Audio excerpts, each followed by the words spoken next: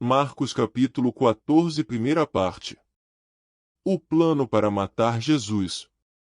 Faltavam 2 dias para a festa da Páscoa e a festa dos pães sem fermento. Os chefes dos sacerdotes e os mestres da lei procuravam um jeito de prender Jesus em segredo e matá-lo. Eles diziam: "Não vamos fazer isso durante a festa, para não haver uma revolta no meio do povo." Jesus em Betânia. Jesus estava no povoado de Betânia, sentado à mesa na casa de Simão, o leproso. Então uma mulher chegou com um frasco feito de alabastro, cheio de perfume de nardo puro, muito caro. Ela quebrou o gargalo do frasco e derramou o perfume na cabeça de Jesus.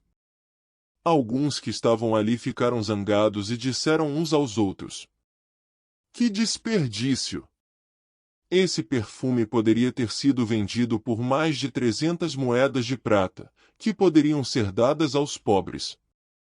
Eles criticavam a mulher com dureza, mas Jesus disse: "Deixem esta mulher em paz.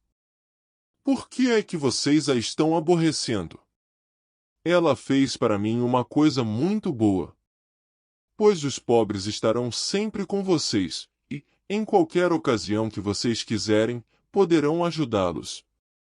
Mas eu não estarei sempre com vocês. Ela fez tudo o que pôde, pois antes da minha morte veio perfumar o meu corpo para o meu sepultamento. Eu afirmo a vocês que isto é verdade.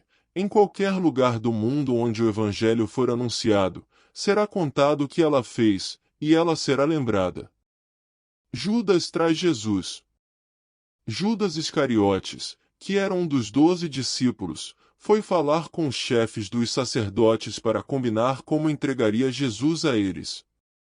Quando ouviram o que ele disse, eles ficaram muito contentes e prometeram dar dinheiro a ele. Assim Judas começou a procurar uma oportunidade para entregar Jesus. Jesus comemora a Páscoa. No primeiro dia da festa dos pães sem fermento, em que os judeus matavam carneirinhos para comemorarem a Páscoa, os discípulos perguntaram a Jesus: "Onde é que o Senhor quer que a gente prepare o jantar da Páscoa para o Senhor?" Então Jesus enviou 2 discípulos com a seguinte ordem: "Vão até a cidade.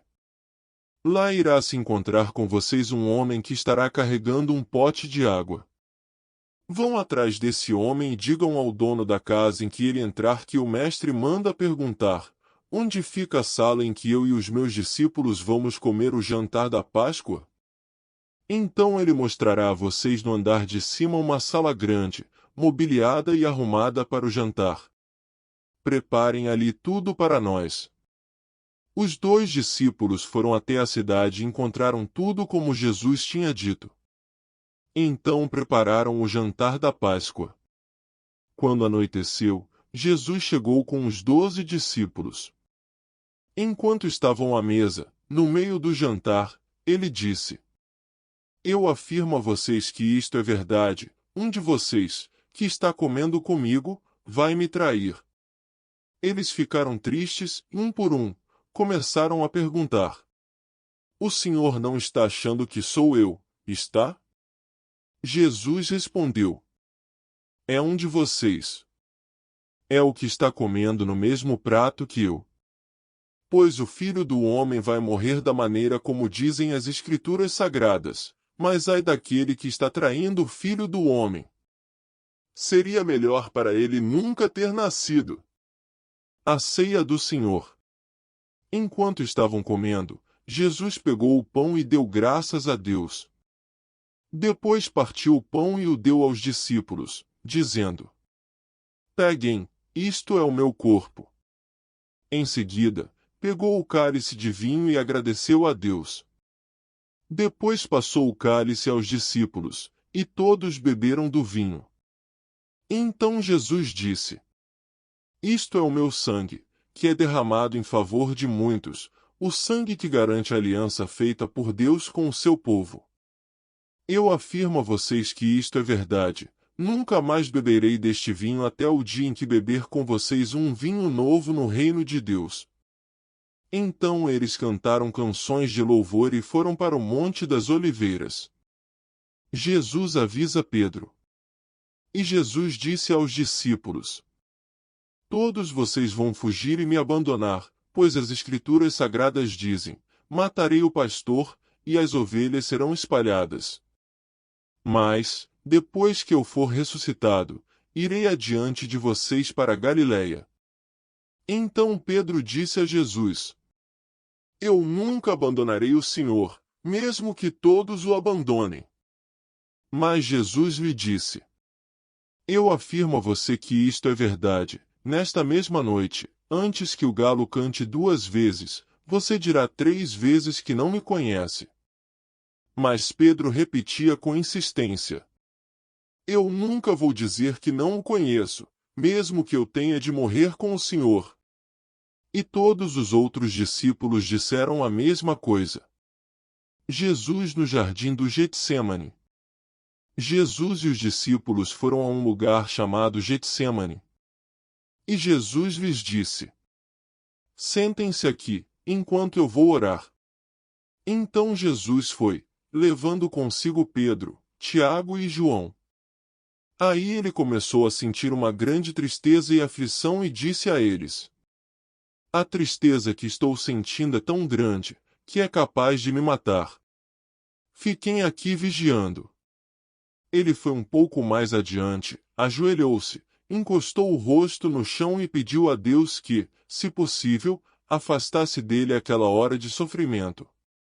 Ele orava assim: Pai, meu Pai, tu podes fazer todas as coisas. Afasta de mim este cálice de sofrimento. Porém que não seja feito o que eu quero, mas o que tu queres. Depois voltou e encontrou os 3 discípulos dormindo.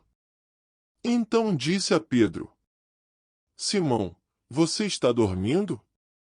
Será que não pode vigiar nem 1 hora? Vigiem e orem para que não sejam tentados.